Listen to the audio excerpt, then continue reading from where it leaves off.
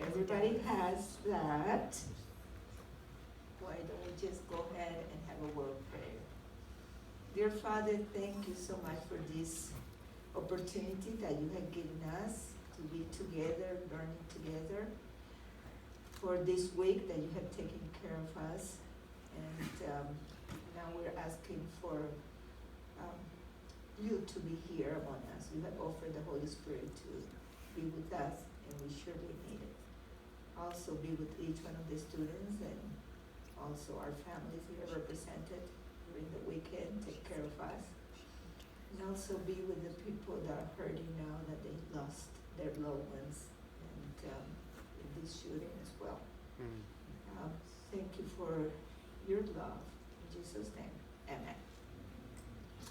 Okay, so we're gonna do posterior abdominal wall, and starting, that's the word, let me show you where the region is located. Is this area posterior to the parietal peritoneum. So anything here in the back, that's where we're gonna go over, okay? So it's located retroperitoneal. It's going to house not only the aorta and the inferior vena cava and its branches and vessels associated, but also the kidney, and on top of the kidney will be the adrenal or suprarenal gland, as well as the ureter, and will be in relation to this. So this is kind of looking right away from anterior to posterior, the view of the structure here. So include also a whole bunch of nerves that would just do a little peek over. And I'm glad I'm over here because I still smell like lab. I was in the lab with a medical student and I'm here, so I'm glad you're there and I'm here. Okay, the osteology related to this will be the 11 and 12 rib, also the whole lumbar vertebrae from L1 to L5, and includes also the first sacral vertebrae. The first sacral vertebrae in the upper lip protrudes forward, and it's called the sacral promontory. And then the transverse process that corresponds to the transverse process of the first sacral expands and forms like a wing-like structure called the ella. So this is the ella of the first sacral vertebrae. Includes also the iliac fossa, which is part of the hip bone here, the joint between the sacrum and the lumbar column, so we call that lumbosacral joint, and also the joint between the sacrum and the iliac, so it's called the sacroiliac joint. The iliolumbar ligament is a little ligament between the transverse process of L5 to the iliac crest over here, and is it also serves as an origin of one of the muscles, the quadratus lumborum. So that's why we have it there. The muscles that we'll see here will be the psoas major, which is this one that originates almost from all the lumbar vertebrae, as well as from the intervertebral disc. It's a very wide origin. I shouldn't say origin, attachment, because usually origin pulls the insertion, but here it depends which one is fixed. It will do the work. So we'll talk about that one in a little while. So notice how large is the attachment in the lumbar region, and then its fibers will gather together and will attach eventually to the femur, to the lesser trochanter. These fibers are going to join the fibers of another muscle in the posterior abdominal wall, which is the iliacus, that is filling the iliac fossa. And together they form a common tendon called the iliopsoas tendon, and that will attach to the lesser trochanter. The other muscle that you see here that you probably will not see in everybody in the cadaver, because not everybody has this little muscle called the psoas minor. And that actually attaches here to the pectineal line in the hip bone. so it doesn't go all the way to the thigh. And it helps a little bit in flexing the lumbar column. But then the other muscle that you see here that has four sides is the quadratus lumborum, that one. That it will be related to the 12 rib, to the iliac crest as well, into the iliolumbar ligament. And one of the main function is to fix the 12 rib there when you are expelling air, so the rib will not go up, but it fixes there, okay? It also helps in extending the vertebral column. Another muscle that is part of the posterior abdominal wall, as well as the anterior abdominal wall, is the transversus abdominis. Here you see some fibers of that transversus abdominis here, with part of the origin in the lumbosacral region. So that's also part of that. And then, not showing in this drawing, will be the diaphragm. You have a chart in the next slide that has origin and insertion. We usually don't ask you about that, except some features of the diaphragm that we will go over, okay? But you also have there the innervation and the functions that's something that we would like you to know. And that's this chart. Let's talk about the diaphragm since we didn't see it in the other one. And the diaphragm is an interesting muscle, is the major muscle of respiration. And in fact, if this muscle is paralyzed, the person has to be in a respirator. That's how important is this muscle. And the origin is in the periphery. So from the xiphoid process, the costal margin, then the 11 and 12 rib, and that's now we're here in this area, 11 and 12 rib. And then there is a thickening of a fascia that is over the quadratus lumborum. And that thickening of fascia called the lateral arcuate ligament will also be serve as origin of the diaphragm. And if we continue more posteriorly, there's another thickening of fascia here that will be over the psoas major that will be here. And that's called the median arcuate ligament. And that's what you see here, the arcuate ligament. And will serve also as origin.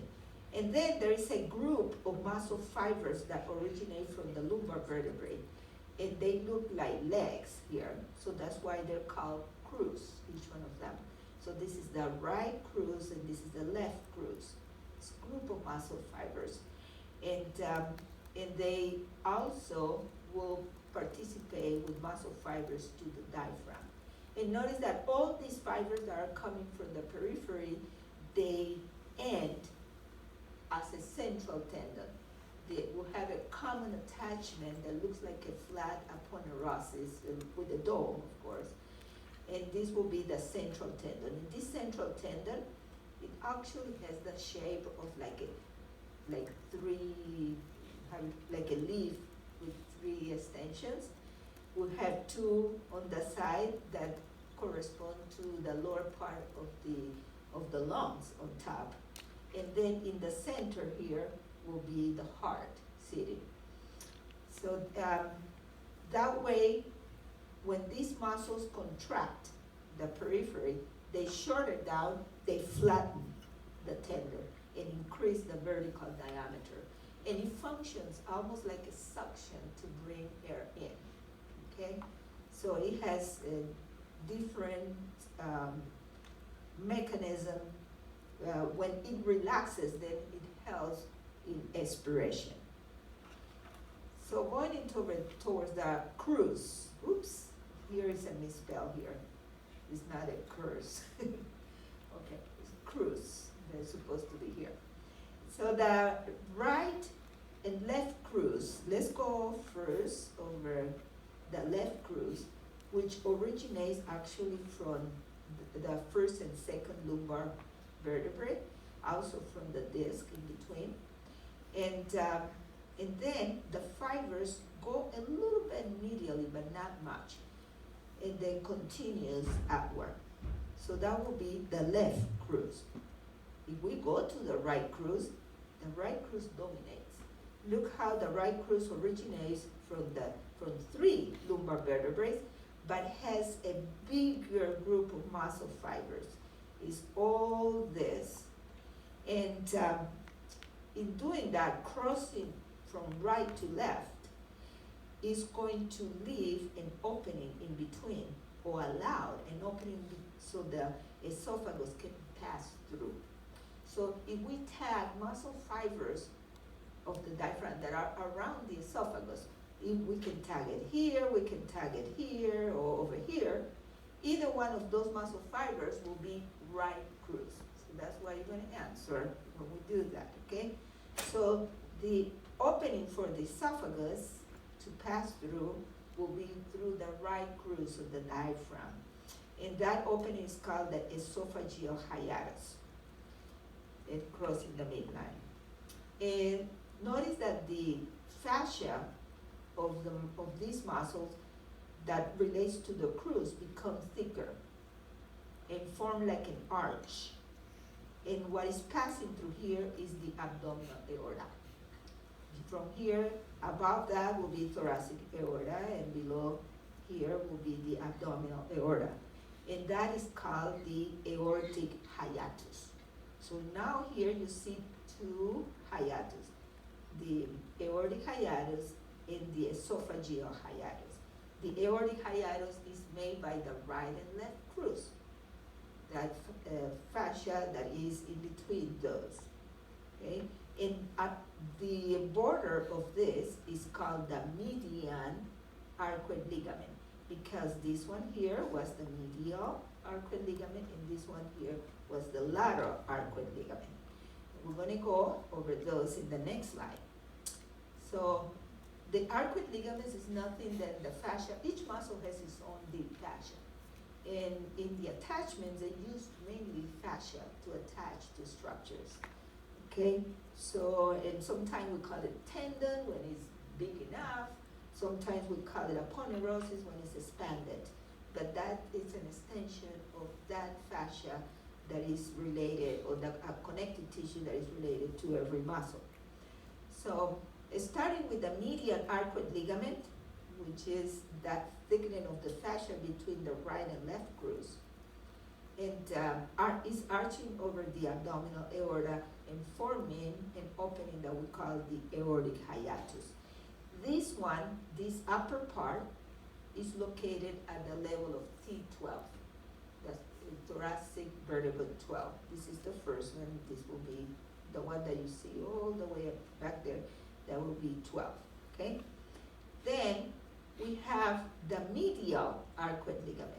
And notice how the medial is arching, bless you, is arching over the psoas, some of the fibers of the psoas major here. And it serves also as origin of diaphragm. So that one is related then to psoas major.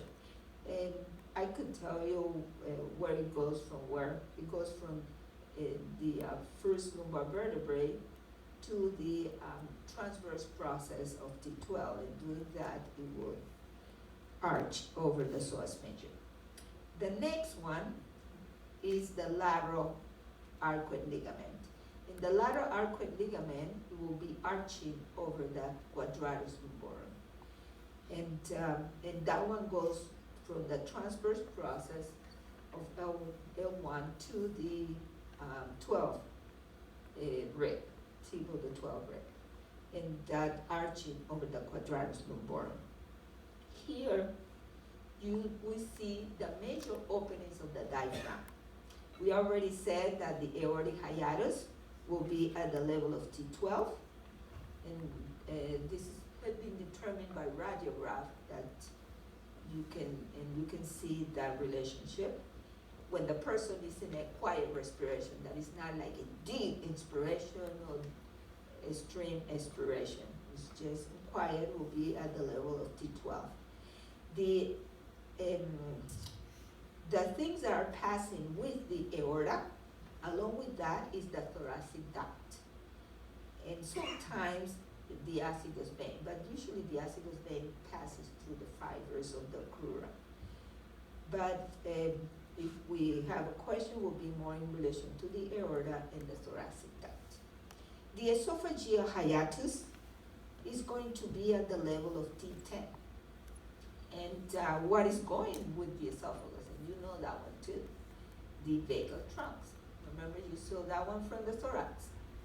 Yeah, so the anterior and posterior vagal trunk. Also, there will be some branches, esophageal branches from the celiac artery that gives the left gastric. The left gastric gives a few branches to the lower esophagus, and also some veins in the lower esophagus pass through. But kind of the main thing, if we have a question, will be esophagus and vagal trunks. If we go a little bit higher, you have here the heart, and what is going from inferior towards the heart is the inferior vena cava. So there is an opening for the inferior vena cava, but that opening is within the tendon. You don't want that opening to have muscle fibers to compress that. So it remains open. So that will be, the caval opening will be at the level of T8. And next to the inferior vena cava, that will be more towards the right. And on that right side of the inferior vena cava is the right phrenic nerve. So those will be the relationship of the openings through the diaphragm. These are the major openings. There are little ones that we're not go over. These are the main ones and what goes through it. The innervation of the diaphragm, the motor innervation to the muscles will be by phrenic nerve, which is from C3 to C5 solely. But then over the diaphragm, you have parietal pleura, and centrally you have the pericardium, the parietal pericardium. And below the diaphragm, you have the peritoneal lining, that. And they have sensory fibers. The sensory fibers centrally, and they are going to run with the phrenic nerve. So let's say there is a pericarditis that affects the pericardium that is over the diaphragm, and pain will be referred to the shoulder, because that's how, as they go into the spinal cord, fibers that are coming from the shoulder, there are some C3, 4, and 5. Phrenic nerve is also C3, 4, 5. So 4 is the dominated. That's why they refer pain to the shoulder. Or if there's some fluid from the some pneumonia on this area here, will also, pain will be referred depending what side it is. And or below, somewhere around here will be the gallbladder, and inflammation of the gallbladder also inflames the peritoneum nearby, and people will refer pain to the right shoulder, an annoying pain. But in a sensory innervation in the periphery, where it originates the muscle fibers, in that area will be by the intercostal nerves, more the thoracoabdominal nerves and the subcostal. And depending where the problem is, it will be referred localized in the wall of the thorax. Blood supply to the diaphragm, and will have blood supply coming from above and from below. The easiest one probably to get is the one from below. Comes directly from the aorta, are the very first branches of the abdominal aorta. And these are the inferior phrenic arteries, as you see here, and they're supplying the undersurface of the diaphragm. From above has two sources. The aorta gives also superior phrenic, but then parallel, running with the phrenic nerve, there are some branches called pericardiophrenik vessels, because they supply also the walls of the pericardium It keeps going down to the diaphragm. Anything about diaphragm is phrenic. And so they are coming from the subclavian. And the other one is the internal thoracic that gives that musculophrenic. And so from anterior, the musculophrenic also will give some branches. So is the blood supply come through three main arteries above in the upper part and from below from one source. So now let's go and look at the, oh, I think I did this one twice, let me see. I intended to change this array, but well, yeah, I had another one that you can see better, well, sorry. So the abdominal aorta begins at the level of T12, where the aortic hiatus is, okay, it's T12. And then it's going to end at L4. Just to give you an idea, the umbilicus is located at the level of L3, L4. Of course, in a person that the abdominal wall is not hanging, okay? So where the umbilicus is in place, that is about L3, L4. And so the abdominal aorta ends a little bit below that level. And it will branch into two common iliac arteries. The branches that will give on its way, I like to organize them in branches to the wall, and there will be like three. One of them is just a single artery, the other ones are paired. And then another, the viscera, the ones to goes to organs, there will be some pairs and some unpaired. And see, there are kind of set of three. So let's go to the parietal branches. We told you that the very first one, parietal means wall, okay? So arteries to the walls. And will be the inferior phrenic, which are the very first branches of the abdominal aorta. There is a right and left, and they are rising at that level of T12, right when the aorta is coming down. Then it has four pairs of lumbar arteries, and the first four pairs, and right and left. And finally, here, right before it branches, coming like almost from the back of that bifurcation, is coming a little artery here in the middle. And that's why it's called the medial sacrum. Some also call it middle sacrum. It's the same thing. It's a single artery, and this one will supply also the last lumbar vertebrae. Okay? So those are to the walls. To the viscera. Since we have three pairs of viscera related to this posterior abdominal wall, or that they began in this area.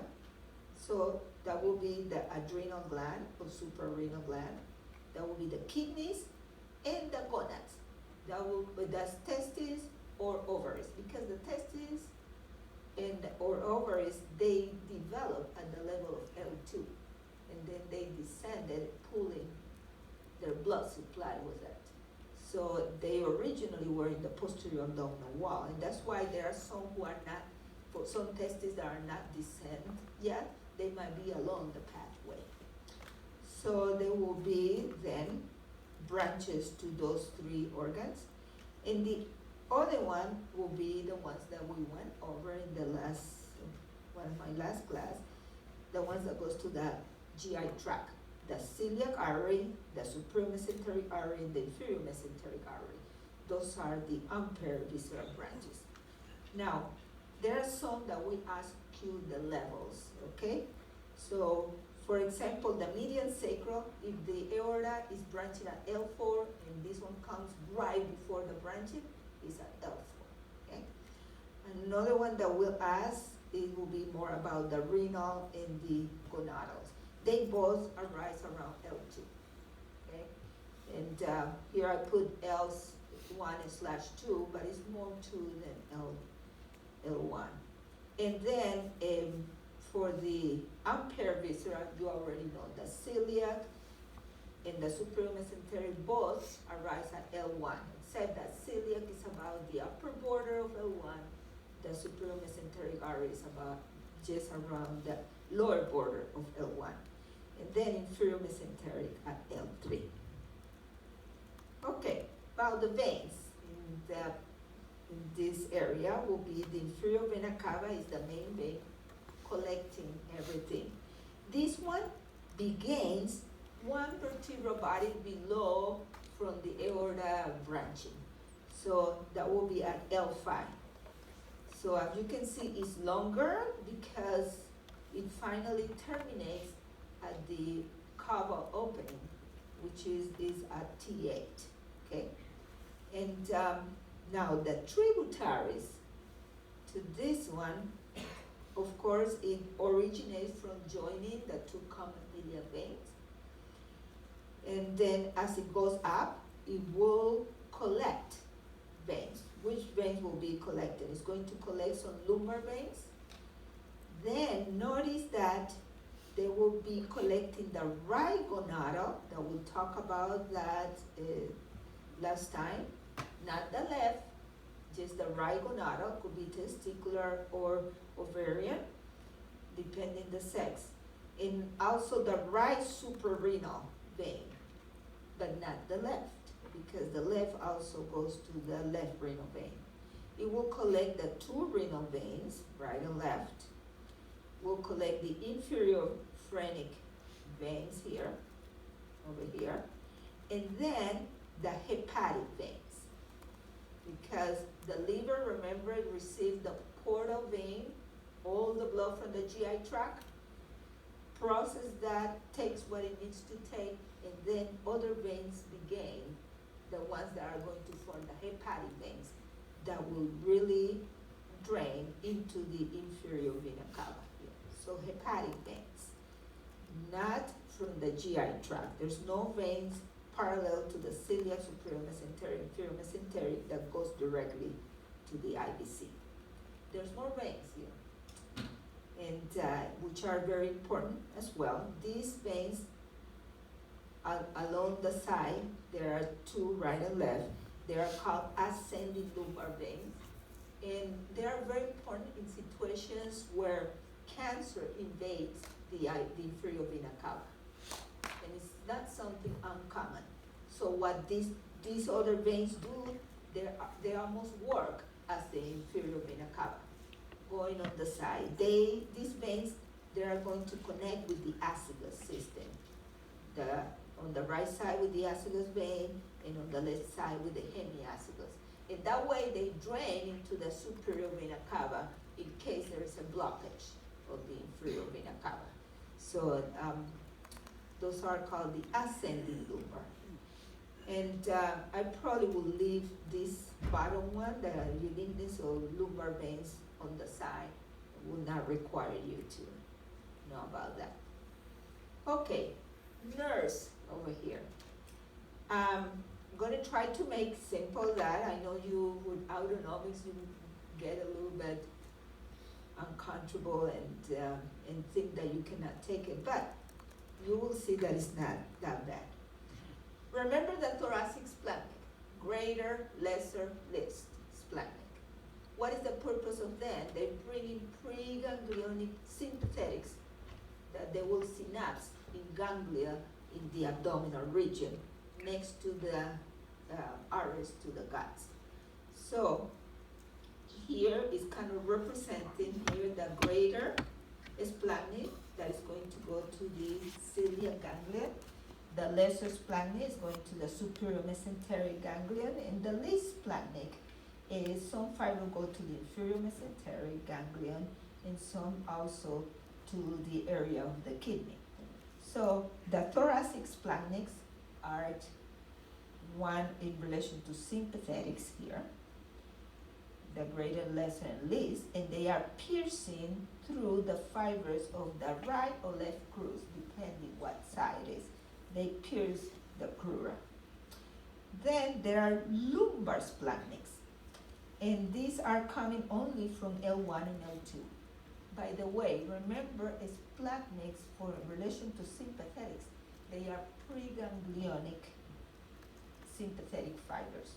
And the sympathetic outflow comes from T1 to L1, L2.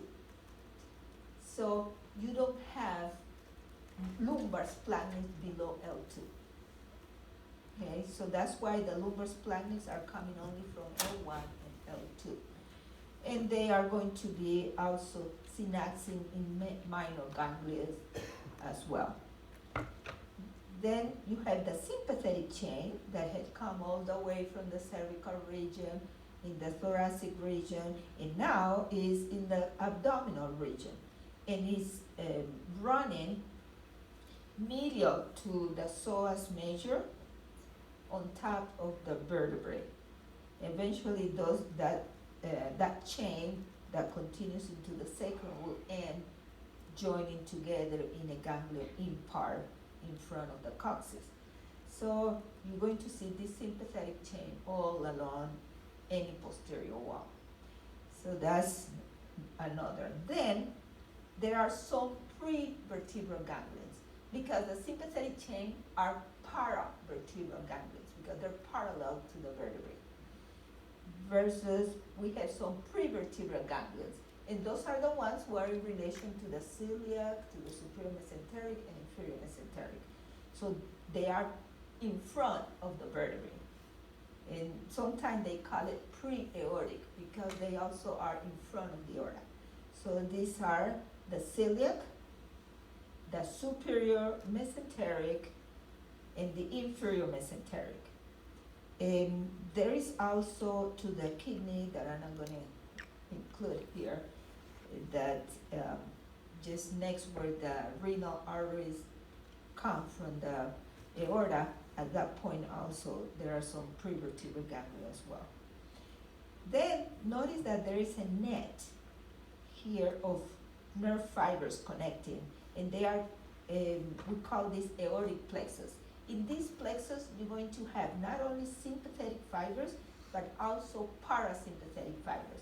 And where the parasympathetic fibers are coming from, in this case, from the vagus. The vagus, the anterior and posterior vagal trunk, because it supplies most of the GI tract up to the left gullet flexion. And so that's one part. Then you see this net kind of coming down and forming another net right below the bifurcation of the aorta. And that net is called the superior hypogastric plexus. And as you see here now, this net has connection that goes down to another net of fibers. This net of fibers will be on each side of the rectum, and is called the inferior hypogastric plexus. The nerves that are connecting the inferior hypogastric plexus is a group of nerves here, fibers, they're called hypogastric nerves, and they will connect with the inferior hypogastric plexus. This plexus will have some fibers, and this is not posterior abdominal wall here, and at this point now we are in the pelvis. So that's why we're not going to continue with the story over here. We stop actually by the superior hypogastric plexus and the hypogastric nerves. Those are autonomics. Now the somatic nerves, the nerves that will carry motor fibers to a skeletal muscle, or sensory fibers to the surface of the body or to joints. Those are the somatic nerves. And for that, the subcostal nerve, T12, and lumbar plexus will be the ones we're going to see there. So the lumbar plexus is formed by ventral ramus of L1 to L4. And just want to see where the time here is. Okay, good. L1 and L4. And we're not going to go like the brachial plexus where there's branches and anterior and that. No, it's very simple here. And the branches will be the following one. From L1 there could be a little contribution from T12. We have two nerves that we already had introduced to you. The iliohypogastric and the ilioinguinal. And they're coming all the way from the back then towards the front. And as you know, iliohypogastric will be the lowest anterior cutaneous branch of the abdominal wall. And the ilioinguinal will go more towards the scrotum and upper part of the thigh. Then the next branch is contribution from L1 and L2, and that's the genitofemoral nerve. And you already know that's the one that relates to the cremasteric reflex. And then, oops, I don't know what, okay. Then the next branch is contribution from L2 and L3. And that will be this nerve called the lateral femoral cutaneous. Finally, there are two nerves that has the same contribution, L2, 3, and 4. One is the femoral nerve, which is pretty large, and the other one is the obturator nerve. Both have contribution from L2, 3, and 4. So let's look the way you're going to see it that in the lab. The subcostal nerve, you're going to see it right kind of coming under the lateral arcuate ligament, crossing the upper part of the quadratus lumborum, going to the side, and you see that. Then farther down, and by the way, all these nerves seems like they are coming out, sprouting or radiating from the psoas major. And it makes sense because the openings, the intervertebral openings will be covered by the psoas major. So you see this other one that seems like it's crossing, coming lateral to the psoas major and crossing like from the middle of the quadratus lumborum. Many times there are two nerves doing that. Or sometimes, like in this case, is one common nerve that branches. The higher one will be the iliohypogastric, the lower one will be the ilioinguinal. Now, the other nerve, the genitofemoral, is going to pierce the anterior surface of the psoas major, and it's going to go more towards kind of following the psoas major. It looks like it's going towards the thigh. That will be the genitofemoral. We'll tag any of this. Any of these are tagged. Now, notice one that is crossing the iliacus muscle, this one. Crossing laterally, and it's going to exit right in front of the anterior superior iliac spine below the inguinal ligament. And that is the lateral femoral cutaneous. This is the nerve that supplies sensation. It actually is the only sensory-only nerve. All the other ones are mixed. That supplies sensation to the lateral thigh here. So that's the one that if you have very tight jeans and are crossing your legs, there it could be compressing that, and eventually you have like numbness and you have to straighten your legs here because of that compression. So that will be the lateral femoral cutaneous. The other two that are from L2, 3, and 4 are on each side of the lower part of the psoas major. And in the body over there, in the cadaver, just put your hands, your fingers under, let's say, the lateral side, lower lateral side of the psoas major, and you will feel a thick cord, and then you will see, well, that's the femoral nerve.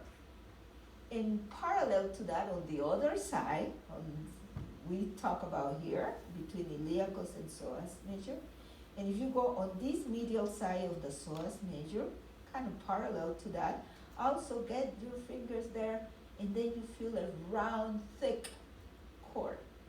And it's not as big as the femoral, it's more a round, thick, and that will be the obturator nerve.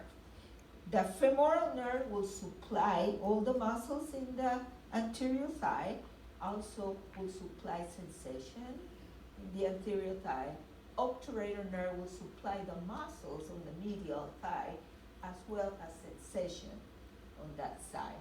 You kind of see that one a little bit in here, and this is the femoral, and this is lateral femoral cutaneous that supplies that. Okay, so that's, here I have a chart in relation to the lumbar plexus. Let me bypass the refer pain part and then go to the urinary system, where we have two kidneys, two ureters. The ureters will end here in the urinary bladder, from where we have the urethra delivering the urine. The kidneys, again, they're located retroperitoneal. They will be sitting here on top of the diaphragm, on the upper part here, the quadratus lumborum, the also part, I didn't put it here, but also you have the transversus abdominis on this side. And they will be like against, like that, the psoas major. As you see here, they're inclined against the lateral part of the psoas major. So the way the upper pole will be more medial, looking medially, the lower pole will be looking more laterally. They also will have, the right one will have the 12 rib in reference, because the liver is here, it push that down a little bit, versus the left one will have the 11 and 12 rib also related posteriorly. Okay? They have this covering, and that has been described like this. By the way, the green line corresponds to the peritoneum. So this, how should I, grainy color here, that corresponds to fat. So it will have an outer layer called pararenal fat. Then there is a fascia. This fascia even fuses with the outer lining of the inferior vena cava and aorta. This fascia is called the renal fascia. Then deep to the renal fascia you have more fat, and it's called perirenal fat. And then that perirenal fat even goes inside of the kidney and keep all the structures in place. It's more like a packing fat. All this fat that we have gone over, pararenal and perirenal, they're important. They keep the kidneys in place. People who lose weight too fast may have problems with ptosis of the kidney. The kidney just fall down more, and then the ureters can kick, and then will have difficulty urine to deliver. So it's an important fat. It's not it's more a supporting fat. Then right against the kidney itself, there is a fibrous capsule that will be covering the kidney. So that will be the coverings of the kidney. The posterior relationship, we already kind of mentioned about them. There's, but there are a few things that I didn't, which are these three nerves. Running posterior to the kidney will be the subcostal nerve that is coming below the 12 rib. Then iliohypogastric and ilioinguinal that also are crossing from the lateral part of the psoas major, crossing the quadratus lumborum. So they are very important, because if there is inflammation, any problem, tumors, or abscesses of the kidney, that posterior wall, those nerves will be irritated, and people will refer pain to the dermatome that corresponds to it. The anterior relationship for the right kidney, so here we have the right kidney, and you see where structures have been taken out, other ones are there. We'll have the suprarenal gland, because the suprarenal gland, even though it's on top, it slips a little bit like that, so it's partly anterior. And here they had detached the liver, so it will be the liver. There is this space here, it's deep, called the hepatorenal recess. That's one of the places where fluid accumulates when the person has fluid in the abdomen and is lying in supine position. If they do a radiograph, they look there for a fluid level. If there is a suspicion of having fluid, here is where it's going to be collecting because it's deep towards the back. That's the hepatorenal recess. Another important thing is that in the duodenum is sitting over the hilum, the door into the kidney. So the duodenum will be on top here, the second part that is the descending portion. And these correspond to the right coliflexure. Here is where the ascending column was and then turns to across. So this is the right coliflexure. So that will be the anterior relationships. Then for the left kidney, we also have the suprarenal gland, but in this side, we're going to have the stomach, have the spleen going across like that, with the the pancreas across, the spleen will be here, and then the left coliflexure. So that's, for this part, the morphology inside, I leave that for Dr. Wright, who's doing the histology. But there are a few things that we can do in the lab, and that is about these pyramids. These are part of the medulla. The other thing that you see here, these structures here, they're called calyces. These are minor calyces that they're collecting the urine, and these minor calyces come together and form major calyces. And usually it's 2 or 3 major calyces. There are about 12 of the minor calyces, just the same number as pyramids.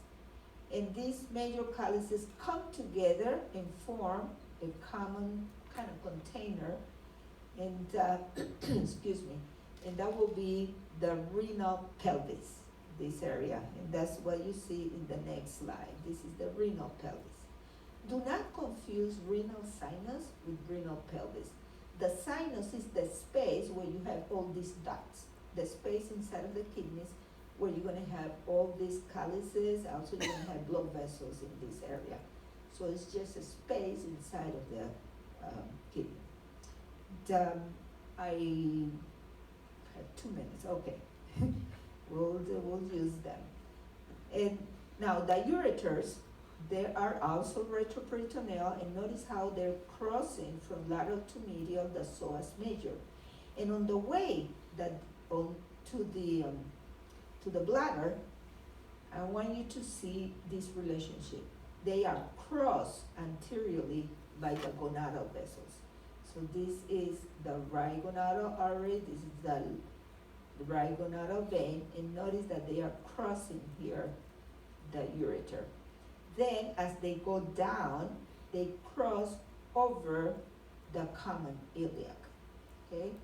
And it's same thing will happen here. This is the left, and it's a little bit messy here. Looks like this is the left gonadal vessels here, and they are crossing over the ureter. The ureter has 3 constrictions, and those are the places where stones can get stuck. One will be at where the ureter, let me just go back a little bit here and here, where the ureter originates from the renal pelvis. There is a little constriction in there. So that's the first place where stones can get stuck. The other one is when it's running over the bifurcation here of the common iliac, because there are bowels and many things around here, so between those bowels and this big common iliac, it can narrow down. And the last one is when it enters into the urinary bladder. So those are the 3 places where most commonly you're going to see kidney stones getting stuck in there. I will not go over the suprarenal gland, and then the venous return from the kidney will go directly to the IVC. One thing here to keep in mind is that the left renal vein, notice that it's longer than the right one, because the IVC is on the right side. The other thing, the left renal vein is going to run between the aorta and the superior mesenteric, and do like, there could be a problem here, they call this the nutcracker syndrome, where this could be compressing, let's say the aorta has an aneurysm, so it's pushing against and not allowing blood to run, and of course there are gonna be problems in the kidney. And so the other thing also, if this one do a nutcracker, also there will be problems in the gonadal, in the testes or in the ovaries. There will be varices in there, because the left gonadal vein is draining into the left renal vein. What else is draining into the left renal vein will be the adrenal, the left adrenal or suprarenal vein, and also a communication with the inferior phrenic vein. I would not bother you with the second number. And I have 3 questions here. In anticipation for a dental school swimming party, 60-year-old male professor squeezes into a last year bikini bathing suit despite gaining 25 pounds over the winter. Following a day of impressing his students in college, he noticed numbness, tingling, and burning sensation on the lateral aspect of his left upper thigh. So what it sounds to you like? What is affected here? What is the nerve that is affected? C, wonderful. That will be the lateral femoral attacks. And while you are assisting, because you're gonna be, several of you will do missionary outreach programs, and there you're gonna help anyone, not only dental, but there are many dental students and dentists who help also in surgeries. So you are assisting in an open lower abdominal surgery, and the surgeon pulls out a nerve running along the anterior surface of the psoas major. So what nerve will be that? Yeah, again, see, genitofemoral. And this last one, a 63-year-old man comes to the emergency department with back pain, weakness, and shortness of breath. On examination, he has an aneurysm of the abdominal aorta at the aortic hiatus. Which of the following pairs of structure will most likely be compressed?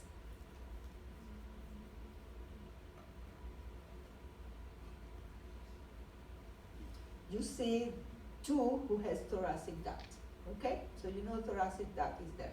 But one of them here has the vagus, and you know that the vagus is more with the esophagus. So it will be the azygous vein in the thoracic duct. And last but not least,